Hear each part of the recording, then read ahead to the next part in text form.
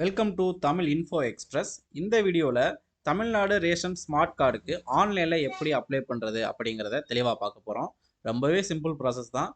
குறிப்பாக புதிதாக திருமணம் ஆனவங்களுக்கு எப்படி புது ரேஷன் கார்டு அப்ளை பண்ணுறது அப்படிங்கிறத இந்த வீடியோவில் பார்க்க போகிறோம். ஸோ வீடியோ ஸ்கிப் பண்ணாமல் ஃபுல்லாக பாருங்கள். புதிதாக திருமணமானவங்களுக்கு ரேஷன் கார்டு அப்ளை பண்ணணும் அப்படின்னா முக்கியமாக இந்த ரெண்டு விஷயம் கண்டிப்பாக பண்ணி ஆகணும். ஃபர்ஸ்ட்டு கணவர் மற்றும் மனைவி ஆகிய ரெண்டு பேருடைய பெயரையும் ஆல்ரெடி அவங்க இருந்த அவங்க ஃபேமிலி ரேஷன் கார்டுலேருந்து பெயர் நீக்கம் பண்ணணும். பெயர் நீக்கம் சக்ஸஸ்ஃபுல்லாக கம்ப்ளீட் பண்ண பின்னாடி புது ரேஷன் கார்டு அப்ளை பண்ணணும். ஸோ இந்த ப்ராசஸ் ரெண்டு ஸ்டெப்பாக இருக்கும். உங்களுக்கு புரிஞ்சிருக்கும்னு நினைக்கிறேன். ஃபர்ஸ்ட் ஸ்டெப் பார்த்தீங்கன்னா ரேஷன் கார்டில் இருந்து பெயர் நீக்கம் செய்யணும். இண்டிவிஜுவலாக கணவர் மற்றும் மனைவி ரெண்டு பேருடைய பெயரையும் அவங்க ஃபேமிலி ரேஷன் கார்டிலேருந்து பெயர் நீக்கம் பண்ணணும். செகண்ட் ஸ்டெப் பார்த்தீங்கன்னா கணவர் மற்றும் மனைவி பார்த்தீங்கன்னா புது ரேஷன் கார்டுக்கு அப்ளை பண்ணணும். ஸ்டெப் 1 ப்ராசஸான ரேஷன் கார்டில் இருந்து கணவர் மற்றும் மனைவி பெயரை எப்படி நீக்கிறது அப்படிங்கிறதுக்கான வீடியோ ஆல்ரெடி நம்ம சேனலில் போஸ்ட் பண்ணியிருக்கோம். அந்த வீடியோவை பார்க்காதவங்க அந்த ஃபஸ்ட்டு ஸ்டெப்பை பாருங்கள். அந்த ஃபஸ்ட்டு ஸ்டெப் சக்ஸஸ்ஃபுல்லாக அப்ரூவ் ஆனவங்க மட்டும்தான் ஸ்டெப் 2 பண்ணலாம். ஸோ மறந்துடாமல் அந்த வீடியோவை பாருங்கள். அந்த வீடியோக்கான லிங்க்கை இந்த வீடியோ டிஸ்கிரிப்ஷன் மற்றும் கமெண்ட் பாக்ஸில் பின் பண்ணுறேன், மறந்துடாமல் பாருங்கள். இப்போது இந்த ஸ்டெப் 2 ப்ராசஸ் எப்படி பண்ணுறது அப்படிங்கிறத வாங்க பார்க்கலாம். இதுக்கு நீங்கள் மொபைல் அல்லது கம்ப்யூட்டர் யூஸ் பண்ணி விண்ணப்பிக்கலாம். மொபைலில் பண்ணுறவங்க அப்ளை பண்ணுறதுக்கு முன்னால் கூகுள் க்ரோம் ஓப்பன் பண்ணிவிட்டு ரைட் சைட் டாப்பில் 3 டாட் இருக்கும், அதை கிளிக் பண்ணிவிட்டு டெஸ்க்டாப் சைட் அப்படின்னு ஒரு ஆப்ஷன் இருக்கும், அந்த ஆப்ஷனை எனேபிள் பண்ணி வச்சுக்கோங்க. இப்போது இந்த பேஜுக்கு வந்துடுவீங்க. இதான் பார்த்தீங்கன்னா உணவுப் பொருள் வழங்கல் மற்றும் நுகர்வோர் பாதுகாப்புத்துறையுடைய ஒரு அஃபீஷியல் வெப்சைட். இந்த பேஜுக்கு நீங்கள் டைரெக்டாக வர்றதுக்கான லிங்க்கையும் இந்த வீடியோ டிஸ்கிரிப்ஷன் மற்றும் கமெண்ட் பாக்ஸில் பின் பண்ணுறேன், யூஸ் பண்ணிக்கோங்க. இப்போது இந்த பேஜ் பார்த்தீங்கன்னா ஃபுல்லாக தமிழில் தான் ஷோ ஆகும். உங்களுக்கு இங்கிலீஷில் இந்த பேஜ் ஷோ ஆகணும் அப்படின்னா ரைட் சைடில் டாப்பில் மொழி தேர்வு அப்படின்னு ஒரு ஆப்ஷன் இருக்கும். அந்த ஆப்ஷனில் பார்த்தீங்கன்னா இங்கிலீஷ் அப்படின்னு கொடுத்துருப்பாங்க. உங்களுக்கு இங்கிலீஷில் தொடர விரும்புகிறீங்க அப்படின்னா அந்த இடத்துல இங்கிலீஷும் கொடுத்தீங்க அப்படின்னா இந்த பேஜ் ஃபுல்லாக இங்கிலீஷில் ஷோ ஆகும். இப்போது புதிய ரேஷன் கார்டுக்கு விண்ணப்பிக்கணும் அப்படின்னா இதிலே பார்த்தீங்கன்னா ரைட் சைடில் மின்னணு அட்டை சேவைகள் அப்படின்னு ஒரு ஹெட்டிங் கொடுத்துருப்பாங்க. அதில் புதிய மின்னணு அட்டை விண்ணப்பிக்க அப்படின்னு ஒரு ஆப்ஷன் கொடுத்துருப்பாங்க. அந்த ஆப்ஷனை இப்போது கிளிக் பண்ணிக்கோங்க. இப்போது இந்த பேஜ் வந்துடுவீங்க. இந்த பேஜில் உங்களுடைய பர்சனல் டீட்டெயில்ஸை 1 by 1 ஃபில் பண்ணுற மாதிரி இருக்கும். இந்த வீடியோவை பொறுத்த வரைக்கும் புதிதாக திருமணமான கணவர் மற்றும் மனைவிக்கு ரேஷன் கார்டு எப்படி அப்ளை பண்ணுறது அப்படிங்கிறதான் பார்க்குறோம். அந்த வகையில் இப்போது ஃபஸ்ட்டு குடும்ப தலைவரோட பேர் இங்கே கேட்டிருக்காங்க. குடும்ப தலைவரை பொறுத்த வரைக்கும் கணவர் மற்றும் மனைவி ரெண்டு பேரில் யாருடைய பேரை வேணாலும் குடும்ப தலைவராக கொடுத்துக்கலாம். அது உங்களுடைய விருப்பம் தான். நீங்கள் உங்களுடைய குடும்பத்தில் யாரை குடும்ப தலைவராக கொடுக்க விரும்புகிறீங்களோ அவங்களோட பேரை இந்த இடத்துல கரெக்டாக ஃபில் பண்ணிக்கோங்க. அடுத்ததாக ஃபாதர்ஸ் ஆர் ஹஸ்பண்ட்ஸ் நேம் கேட்டிருக்காங்க. இந்த இடத்த பொறுத்த வரைக்கும் நீங்கள் குடும்ப தலைவராக யாரை கொடுத்துருக்கீங்களோ அதுக்கேற்ற மாதிரி இந்த இடத்துல ஃபில் பண்ணுற மாதிரி இருக்கும்.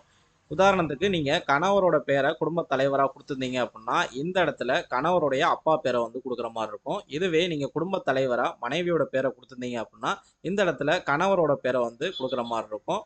இப்போ நான் பார்த்தீங்கன்னா மனைவியோட பேரை குடும்ப தலைவராக கொடுத்ததுனால இந்த இடத்துல கணவரோட பேரை கொடுக்க போகிறேன்.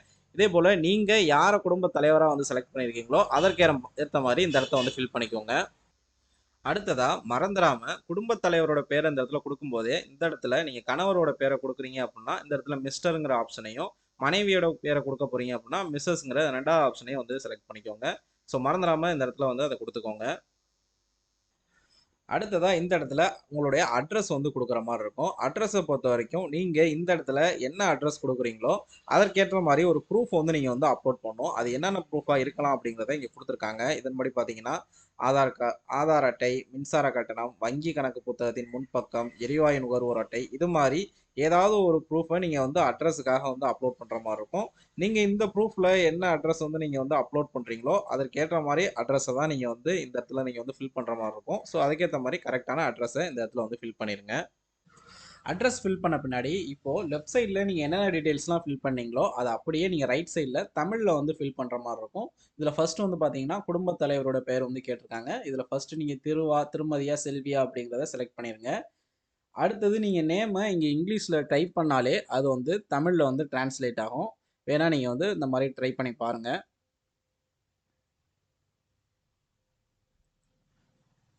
ஸோ உங்களுக்கு இந்த மாதிரி கரெக்டாக டிரான்ஸ்லேட் ஆயிடுச்சு அப்படின்னா அப்படி சூஸ் பண்ணிக்கோங்க.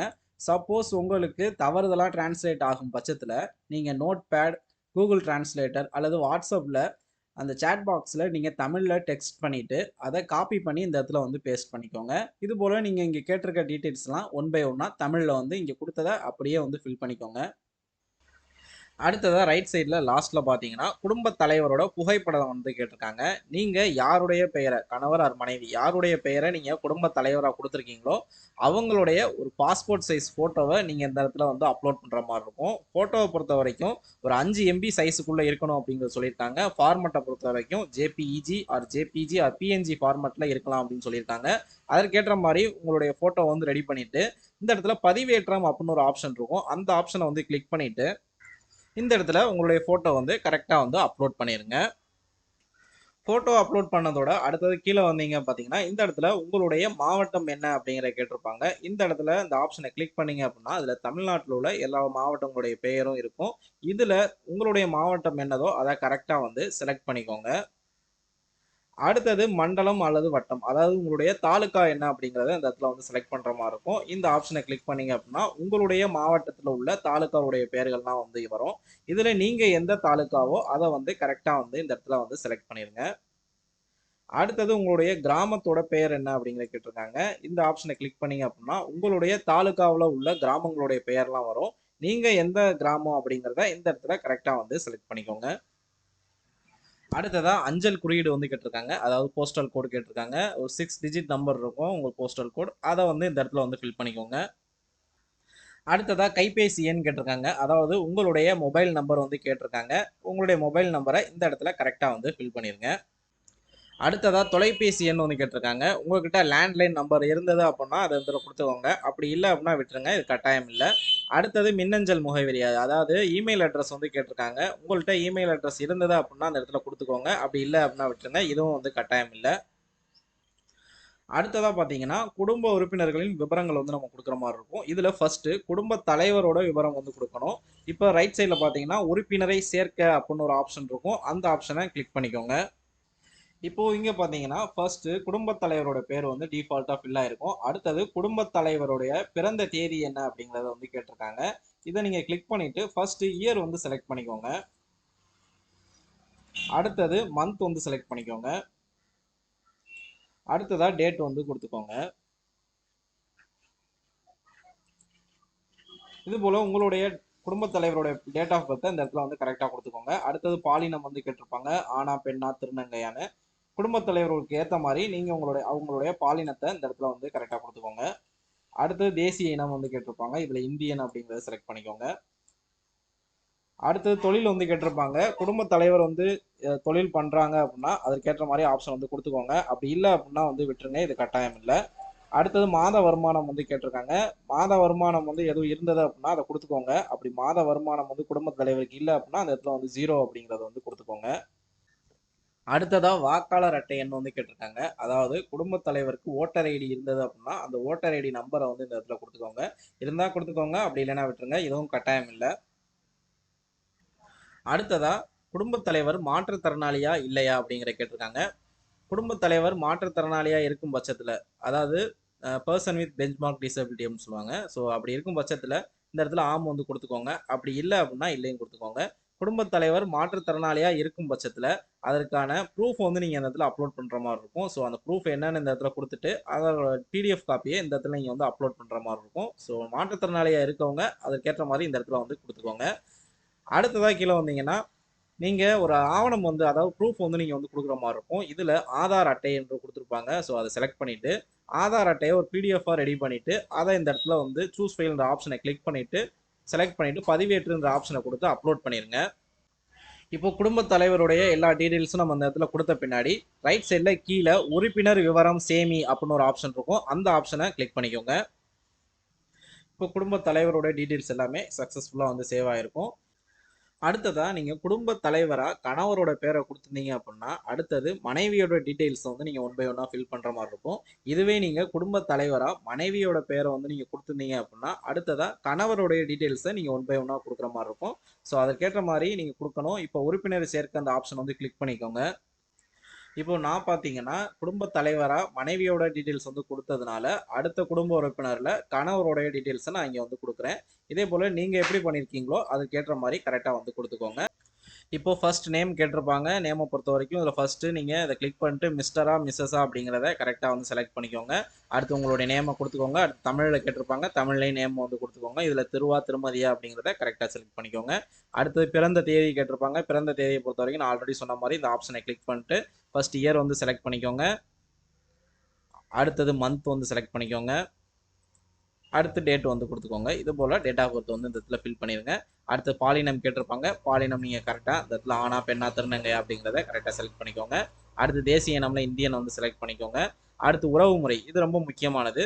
இதை பொறுத்த வரைக்கும் எப்படின்னா, நீங்கள் யாருடைய டீட்டெயில்ஸை இங்கே ஃபில் பண்ணுறீங்களோ அவங்க குடும்ப தலைவருக்கு என்ன உறவு முறை அப்படிங்கிறத நீங்கள் இந்த இடத்துல வந்து கொடுக்குற மாதிரி இருக்கும். நான் பார்த்தீங்கன்னா இந்த இடத்துல கணவருடைய டீட்டெயில்ஸ் வந்து கொடுத்துருக்கேன். அதாவது நான் மனைவியோட பேரை வந்து குடும்ப தலைவராக வந்து கொடுத்துருந்தேன். இந்த இடத்துல நான் கணவருடைய பேரை வந்து ஃபில் பண்ணுறதால இவங்க வந்து குடும்ப தலைவருக்கு கணவருங்கிற உறவு முறையில் வருவாங்க. ஸோ அதனால் நான் இந்த இடத்துல வந்து கணவருங்கிற ஆப்ஷனை வந்து கொடுத்துக்கிறேன். நீங்கள் கணவருடைய பேரை வந்து குடும்ப தலைவராக வந்து கொடுத்துட்டு இந்த இடத்துல மனைவியோட டீட்டெயில்ஸ் வந்து நீங்கள் ஃபில் பண்ணுறீங்க அப்படின்னா உறவு முறையில் நீங்கள் குடும்ப தலைவருக்கு இவங்க மனைவி, அதாவது ஒய்ஃபுங்கிற ஆப்ஷனை வந்து செலக்ட் பண்ணுற மாதிரி இருக்கும். ஸோ நீங்கள் குடும்ப தலைவரை எப்படி செலக்ட் பண்ணியிருக்கீங்களோ அதற்கேற்ற மாதிரி இந்த இடத்துல இந்த ஆப்ஷனை கரெக்டாக ஃபில் பண்ணிடுங்க. அடுத்தது தொழில் வந்து கேட்டிருப்பாங்க. இதில் நீங்கள் கவர்மெண்ட்டாக, ப்ரைவேட்டாக, ப்ரொஃபஷனலாக, பப்ளிக்கான்ற மாதிரி ஆப்ஷன் இருக்கும். அதற்கேற்ற மாதிரி ஆப்ஷனை வந்து கரெக்டாக கொடுத்துட்டு அதுக்கான மாத வருமானம் என்ன அப்படிங்கிறத கொடுத்துக்கணும். மாத வருமானம் இல்லை அப்படின்னா வந்து 0 வந்து கொடுத்துக்கோங்க. இல்லை மாத வருமானம் எவ்வளவோ அதை வந்து இந்த இடத்துல கரெக்டாக வந்து கொடுத்துக்கோங்க. அடுத்தது வாக்காளர் அடையாள அட்டை எண் வந்து கேட்டிருக்காங்க. ஸோ அதை இந்த இடத்துல கரெக்டாக வந்து ஃபில் பண்ணிக்கோங்க. அடுத்தது மாற்றுத்திறனாளியா இல்லையான்னு கேட்டிருக்காங்க. மாற்றுத்திறனாளியா இருக்கும் பட்சத்தில் ஆம் கொடுத்துக்கோங்க. அப்படி இல்லைன்னா இல்லைன்னு கொடுத்துக்கோங்க. மாற்றுத்திறனாளியா இருக்கும் பட்சத்தில் அதற்கான ப்ரூஃப் வந்து நீங்கள் கொடுக்குற மாதிரி இருக்கும். செலக்ட் பண்ணிட்டு அந்த ப்ரூஃபை இந்த இடத்துல நீங்கள் அப்லோட் பண்ணுற மாதிரி இருக்கும். ஸோ நீங்கள் மாற்றுத்திறனாளியா இருக்கும் பட்சத்தில் இந்த இடத்த வந்து கரெக்டாக ஃபில் பண்ணிக்கோங்க. அடுத்தது இப்போ நீங்கள் கொடுக்குறவங்களோட டீட்டெயில்ஸுக்கும் ஆதார் கார்டு அல்லது பிறப்பு சான்றிதழ் வந்து நீங்கள் அப்லோட் பண்ணுற மாதிரி இருக்கும். இதில் ரெண்டில் ஏதாவது ஒன்று நீங்கள் செலக்ட் பண்ணிட்டு அதற்கான டீட்டெயில்ஸ் வந்து நீங்கள் கொடுக்குற மாதிரி இருக்கும். நீங்கள் ஆதார் கார்டு செலக்ட் பண்ணியிருந்தீங்க அப்படின்னா இந்த இடத்துல சூஸ் ஃபைல் ஆப்ஷனை கிளிக் பண்ணிவிட்டு நீங்கள் வச்சிருக்க ஃபைலை இந்த இடத்துல செலக்ட் பண்ணி பதிவேற்றுன்ற ஆப்ஷனை வந்து கொடுத்து அப்லோட் பண்ணிக்கோங்க. அடுத்தது ஆல்ரெடி சொன்ன மாதிரி 4 டிஜிட்டாக வந்து இந்த இடத்துல நீங்கள் யாரோடைய டீட்டெயில்ஸ் கொடுக்குறீங்களோ அவங்களுடைய ஆதார் கார்டு நம்பரை வந்து இந்த இடத்துல வந்து கொடுத்துட்டு கீழே ரைட் சைடில் உறுப்பினர் விவரம் சேமி அப்படின்னு ஒரு ஆப்ஷன் இருக்கும். அந்த ஆப்ஷனை கொடுத்து இவங்களோட டீட்டெயில்ஸ் வந்து சேவ் பண்ணிடுங்க. அண்ட் முக்கியமாக நீங்கள் இந்த இடத்துல அப்லோட் பண்ணுற ஆதார் கார்டு டீட்டெயில்ஸ் வந்து பார்த்தீங்கன்னா PDF ஃபார்மெட்டில் 1 MB சைஸுக்குள்ளே இருக்கணும் அப்படின்றதையும் சொல்லியிருக்காங்க. ஸோ அதையும் பார்த்துக்கோங்க. குடும்ப உறுப்பினரோட விவரங்களை நீங்கள் சக்ஸஸ்ஃபுல்லாக அப்லோட் பண்ண பின்னாடி அடுத்தது அட்டை தேர்வு வந்து பண்ணுற மாதிரி இருக்கும். இதில் இந்த இடத்த கிளிக் பண்ணிங்க அப்படின்னா 4 ஆப்ஷன் வந்து ஷோ ஆகும். இதில் ஃபர்ஸ்ட் வந்து பார்த்தீங்கன்னா நோ காமோடிட்டி கார்டு, அதாவது பண்டகமில்லா அட்டை அப்படின்னு இருக்கும். இந்த அட்டையை நீங்கள் பெரும் பட்சத்தில் ஜஸ்ட் ஒரு அடையாளமாக தான் நீங்கள் வந்து யூஸ் பண்ணிக்கலாம். இது மற்றபடி நீங்கள் ரேஷன் கடையில் எந்த விதமான பொருளையும் இந்த அட்டையை யூஸ் பண்ணி நீங்கள் வாங்க முடியாது. அடுத்து ரெண்டாவது பார்த்தீங்கன்னா அரிசி அட்டை. இந்த அட்டையை நீங்கள் பெரும் பட்சத்தில் ரேஷன் கடைகளில் அரிசியுடன் சேர்த்து மற்ற அனைத்து பொருட்களையும் நீங்கள் வாங்குறதுக்கு தகுதியுடைய நபராக இருப்பீங்க. அடுத்தது வந்து பார்த்தீங்கன்னா சர்க்கரை அட்டை. இந்த அட்டையை நீங்கள் பெரும் பட்சத்தில் ரேஷன் கடைகளில் அரிசியை வந்து நீங்கள் வாங்க முடியாது. அதாவது அரிசி நீங்களாக சர்க்கரையுடன் சேர்த்து மற்ற அனைத்து பொருளையும் நீங்கள் வாங்குறதுக்கு தகுதியுடைய நபராக இருப்பீங்க. அடுத்து வந்து பார்த்தீங்கன்னா அதர்ஸ் ஒன்று ஆப்ஷன் கடைசியாக இருக்கும். இது வந்து பார்த்தீங்கன்னா வறுமை கோட்டுக்கு கீழே உள்ள நபர்களுக்கு வந்து பார்த்தீங்கன்னா அரசு தரப்பில் வந்து சில சலுகைகள்லாம் வந்து ரேஷன் கடை மூலமாக வந்து கொடுப்பாங்க. உதாரணத்துக்கு பார்த்தீங்கன்னா கூடுதல் அரிசி இது மாதிரியான சலுகைகள்லாம் கொடுப்பாங்க. இது மாதிரியான சேவைகளை நீங்கள் பெற விரும்புகிறீங்க அப்படின்னா அதுக்கு மற்றவை என்ற ஆப்ஷன் வந்து நீங்கள் கொடுக்குற மாதிரி இருக்கும். உங்களுக்கு எந்த ஆப்ஷன் கரெக்டாக இருக்குமோ அதற்கேற்ற மாதிரி அட்டையை வந்து இங்கே வந்து கொடுத்து செலக்ட் பண்ணிக்கோங்க. நான் பார்த்தீங்கன்னா ரைஸ் கார்டு, அதாவது அரிசி அட்டையை வந்து செலக்ட் பண்ணிக்கிறேன். இதுக்கேற்ற மாதிரி உங்களுக்கு எந்த அட்டை தேவைப்படுதோ அதை இந்த இடத்துல வந்து செலக்ட் பண்ணிக்கோங்க. அடுத்தது குடியிருப்பு சான்று வந்து கேட்டிருப்பாங்க. நான் ஆல்ரெடி ஃபர்ஸ்ட்டு சொல்லியிருப்பேன். நீங்கள் என்ன அட்ரஸ் கொடுக்குறீங்களோ அதுக்கான ப்ரூஃப் வந்து நீங்கள் கொடுக்குற மாதிரி இருக்கும். ப்ரூஃபில் வந்து பார்த்தீங்கன்னா ஆதார் கார்டு, மின்சார கட்டணம், வங்கி கணக்கு புத்தகத்தின் முன்பக்கம், எரிவாயு நுகர்வோர் அட்டை, சொந்த வீடு இருந்தீங்கன்னா அதுக்கான சொத்து வரி, பாஸ்போர்ட், குடிசை மாற்று வாரியத்தின் ஒதுக்கீட்டு ஆணை, தொலைபேசி கட்டணம், வாக்காளர் அடையாள அட்டை, கொத்தடிமை விடுவிப்பு சான்று, இதில் ஏதாவது ஒரு ப்ரூஃபை நீங்கள் செலக்ட் பண்ணிக்கணும். இதில் நீங்கள் செலக்ட் பண்ணுற டாக்குமெண்ட்டில் என்ன அட்ரஸ் இருக்கோ அந்த அட்ரஸ் தான் நீங்கள் வந்து கொடுத்துருக்கணும். அதுக்கேற்ற மாதிரி கரெக்டாக உள்ள ஒரு டாக்குமெண்ட்டை இந்த இடத்துல வந்து செலக்ட் பண்ணிக்கோங்க. அடுத்து நீங்கள் எந்த டாக்குமெண்ட்டை இந்த இடத்துல செலக்ட் பண்ணீங்களோ அதற்கான ப்ரூஃபாக, அதாவது அந்த டாக்குமெண்ட்டை நீங்கள் வந்து இந்த இடத்துல அப்லோட் பண்ணுற மாதிரி இருக்கும். அதை பொறுத்த வரைக்கும் PDF ஃபார்மேட்டில் இருக்கணும் அப்படின்னு சொல்லியிருக்காங்க. சைஸை பொறுத்த வரைக்கும் 1 MB சைஸுக்குள்ளே இருக்கணும் அப்படிங்கிறதையும் சொல்லியிருக்காங்க. ஸோ அதுக்கேற்ற மாதிரி ஒரு டாக்குமெண்ட்டை இந்த இடத்துல செலக்ட் பண்ணிவிட்டு பதிவேற்றுன்ற ஆப்ஷனை கிளிக் பண்ணி அப்லோட் பண்ணிடுங்க. அடுத்ததாக எரிவாயு இணைப்பு பற்றிய விவரங்கள் வந்து கேட்டிருக்காங்க. அதாவது உங்கள் பேரில் கேஸ் சிலிண்டர் கனெக்ஷன் இருந்தது அப்படின்னா இந்த இடத்துல ஒரு பாக்ஸ் கொடுத்துருப்பாங்க. அதை கிளிக் பண்ணிவிட்டு அதுக்கேற்ற மாதிரி டீட்டெயில்ஸ் தான் நீங்கள் கொடுக்குற மாதிரி இருக்கும். அப்படி உங்கள் பேரில் ஆல்ரெடி கேஸ் சிலிண்டர் கனெக்ஷன் இல்லை அப்படின்னா இந்த பாக்ஸில் வந்து நீங்கள் டிக் பண்ணாமல் விட்டுருங்க. அடுத்தது ஃபைனலாக பார்த்தீங்கன்னா டிக்ளரேஷன் வந்து கேட்டிருப்பாங்க. ஸோ இந்த பாக்ஸில் வந்து ஒரு டிக் கொடுத்துக்கிட்டு பதிவு செய் அப்படின்னு ஒரு ஆப்ஷன் இருக்கும். அந்த ஆப்ஷனை இப்போ கிளிக் பண்ணிக்கோங்க. இப்போ நெக்ஸ்ட் ப்ரிவ்யூ பேஜ் வந்துடுவீங்க. நீங்கள் இது வரைக்கும் கொடுத்த டீட்டெயில்ஸ் எல்லாமே இந்த பேஜில் வந்து ஷோ ஆகும். எல்லாமே கரெக்டாக இருக்கும் பட்சத்தில் ஸ்க்ரால் பண்ணி கீழே வந்தீங்கன்னா உறுதி செய் அப்படின்னு ஒரு ஆப்ஷன் இருக்கும். அந்த ஆப்ஷனை இப்போ கிளிக் பண்ணிக்கோங்க. இப்போ அடுத்ததாக பார்த்தீங்கன்னா உங்களுடைய smart card application applied successfully அப்படின்னு இதில் ஷோ ஆகும். இங்கே உங்களுக்குன்னு ஒரு ரெஃபரன்ஸ் நம்பர் வந்து கொடுத்துருப்பாங்க. அந்த நம்பரை மறந்துடாமல் நோட் பண்ணி வச்சுக்கோங்க. ஃபியூச்சரில் இந்த நம்பரை யூஸ் பண்ணி தான் நம்ம இந்த அப்ளிகேஷனோட ஸ்டேட்டஸ் வந்து நம்ம செக் பண்ணுறது முடியும். ஸோ மறந்துடாமல் அந்த நம்பரை நோட் பண்ணி வச்சுக்கோங்க. இப்போ இந்த இடத்துல பேக் டு ஹோம் அப்படின்னு ஒரு ஆப்ஷன் இருக்கும். அந்த ஆப்ஷனை வந்து கிளிக் பண்ணிக்கோங்க. இப்போ அகைன் நீங்கள் இந்த ஸ்டார்டிங் பேஜுக்கே வந்துடுவீங்க. இப்போது உங்களுடைய கார்டோட ஸ்டேட்டஸ் வந்து நீங்கள் தெரிஞ்சுக்கணும் அப்படின்னா இதில் ரைட் சைடில் மின்னணு அட்டை சேவைகள்னு ஒரு டாபிக் கீழே செகண்டில் மின்னணு அட்டை விண்ணப்பத்தின் நிலை அப்படின்னு ஒரு ஆப்ஷன் வந்து கொடுத்துருப்பாங்க. அந்த ஆப்ஷனை வந்து கிளிக் பண்ணிக்கோங்க. இப்போது இந்த பேஜ் வந்துடுவீங்க. இந்த பேஜில் பார்த்தீங்கன்னா குறிப்பு எண் அப்படின்னு ஒரு ஆப்ஷன் வந்து கொடுத்துருப்பாங்க. இந்த பாக்ஸில் உங்களுக்குன்னு ஒரு ரெஃபரன்ஸ் நம்பர் வந்து ஆல்ரெடி வந்து கொடுத்துருப்பாங்க. நான் ஆல்ரெடி நோட் பண்ண சொல்லியிருந்திருப்பேன். அந்த நம்பர் தான் வந்து பார்த்தீங்கன்னா குறிப்பு எண். அந்த நம்பரை வந்து இந்த பாக்ஸில் வந்து ஃபில் பண்ணிடுங்க. ஃபில் பண்ணிவிட்டு கீழே பதிவு செய்ய அப்படின்னு ஒரு ஆப்ஷன் இருக்கும். அந்த ஆப்ஷனை இப்போ கிளிக் பண்ணிக்கோங்க. நெக்ஸ்ட் இந்த பேஜ் வந்துடுவீங்க. இந்த பேஜில் பார்த்தீங்கன்னா ஒரு 4 பாக்ஸ் வந்து கொடுத்துருப்பாங்க. இதில் ஃபர்ஸ்ட் பாக்ஸில் வந்து பார்த்தீங்கன்னா க்ரீன் கலரில் வந்து டிக் விழுந்திருக்கும். அதாவது என்ன இன்டிமேட் பண்ணுது அப்படின்னா நம்மளுடைய அப்ளிகேஷனை வந்து நம்ம சக்ஸஸ்ஃபுல்லாக சப்மிட் பண்ணிட்டோம் அப்படிங்கிறத இது வந்து குறிக்குது. அடுத்தது பார்த்தீங்கன்னா ஆவண சரிபார்ப்பு நிலை அப்படின்னு கொடுத்துருப்பாங்க. அதாவது நம்ம அப்லோட் பண்ண டாக்குமெண்ட்லாம் கரெக்டாக இருக்கா அப்படிங்கிறத வெரிஃபை பண்ணுவாங்க. அடுத்து மூன்றாவதாக பார்த்தீங்கன்னா துறை சரிபார்ப்பு நிலை. அதாவது வட்டார அளவில் உள்ள இந்த துறை ரீதியான அதிகாரிகள் வந்து நம்ம வந்து வெரிஃபை பண்ணுவாங்க. அடுத்து ஃபைனலாக வந்து பார்த்தீங்கன்னா தாலுகா வழங்கல் அதிகாரி வந்து ஒப்புதல் கொடுக்கணும். ஸோ இந்த 4 ஸ்டெப்புமே வந்து கம்ப்ளீட் ஆன பின்னாடி தான் நம்மளுக்கான ரேஷன் கார்டு நமக்கு வந்து கிடைக்கும். ஸோ நீங்கள் அப்பப்போ உங்களுடைய அப்ளிகேஷன் ஸ்டேட்டஸ் வந்து எப்படி இருக்குது அப்படிங்கிறத தெரிஞ்சுக்க உங்களுடைய ரெஃபரன்ஸ் நம்பரை யூஸ் பண்ணி இந்த இடத்துல அப்ளிகேஷன் ஸ்டேட்டஸ் வந்து சேஞ்ச் ஆகிருக்கா இல்லையா அப்படிங்கிறத செக் பண்ணிக்கோங்க. இப்போ நம்ம இந்த ரேஷன் கார்டுக்கு அப்ளிகேஷன் பண்ணதுக்கான ப்ரூஃப் அதாவது டாக்குமெண்ட்டை வந்து நம்ம டவுன்லோட் பண்ணணும் அப்படின்னா இந்த இடத்துல விண்ணப்ப பதிவிறக்கம் அப்படின்னு ஒரு ஆப்ஷன் இருக்கும். அந்த ஆப்ஷனை கிளிக் பண்ணிவிட்டு நம்ம இப்போ இந்த ரேஷன் கார்டுக்கு அப்ளை பண்ணதுக்கான அப்ளிகேஷன் ஃபார்மை வந்து நம்ம டவுன்லோட் பண்ணி வச்சுக்கலாம். அடுத்தது கீழே இந்த இடத்துல பின்செல் இருக்கும். இந்த ஆப்ஷனை வந்து கிளிக் பண்ணி நீங்கள் வந்து பேக் போயிடலாம். தமிழ்நாடு அரசனுடைய புதிய ரேஷன் கார்டுக்கு ஆன்லைனில் எப்படி விண்ணப்பிக்கிறது அப்படிங்கிறத நாம் அந்த வீடியோவில் வந்து தெளிவாக பார்த்தோம். இந்த உணவுப் பொருள் வழங்கல் மற்றும் நுகர்வோர் பாதுகாப்புத்துறை சம்மந்தமாக வேறு ஏதாவது குறைகள் அல்லது மேற்கொண்டு தகவல்கள் நீங்கள் தெரிஞ்சுக்கணும் அப்படின்னா இவங்களோட வெப்சைட்லேயே தொடர்புக்கு அப்படின்னு ஒரு ஆப்ஷன் வந்து கொடுத்துருக்காங்க. அந்த ஆப்ஷனை வந்து கிளிக் பண்ணிவிட்டு நெக்ஸ்ட் இந்த பேஜில் கீழே ஸ்க்ரால் பண்ணிட்டு வந்தீங்கன்னா மாவட்ட வாரியாக இந்த துறை ரீதியான அலுவலகங்கள் மற்றும் அதனுடைய மொபைல் நம்பர்லாம் வந்து கொடுத்துருப்பாங்க. இந்த நம்பருக்கு நீங்கள் காண்டாக்ட் பண்ணி உங்களுடைய குறைகளை வந்து நீங்கள் அவங்கள்ட்ட தெரியப்படுத்தலாம். அதற்கான தீர்வுகளையும் நீங்கள் அவங்கள்ட்ட வந்து பெற உங்களுக்கு உதவிகரமாக இருக்கும். ஸோ இந்த வீடியோ உங்களுக்கு ரொம்ப உதவிகரமாக இருக்கும் அப்படிங்கிற நான் நம்புகிறேன். இந்த வீடியோ உங்களுக்கு பிடிச்சிருந்தா இந்த வீடியோவை லைக் பண்ணுங்கள். உங்கள் நண்பர்களுக்கு உதவிகரமாக இருக்கும் அப்படின்னா அவங்களுக்கு ஷேர் பண்ணுங்கள். மறந்துடாமல் நம்ம சேனல் தமிழ் இன்ஃபோ எக்ஸ்பிரஸை சப்ஸ்கிரைப் பண்ணுங்கள். நன்றி.